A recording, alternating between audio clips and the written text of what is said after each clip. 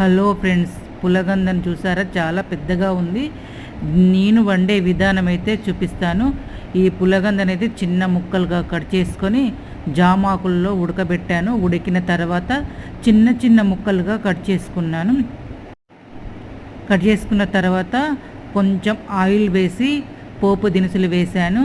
పోపు దినుసులు వేసిన తర్వాత పచ్చిమిర్చి, ఉల్లిగడ్డ, కొంచెం అల్లం వేసి వాటిని అయితే ఫ్రై చేశాను.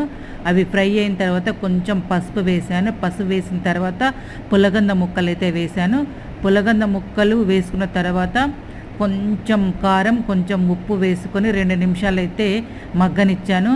మగ్గనిచ్చిన తర్వాత కొంచెం చింతపండు రసం అయితే వేశాను.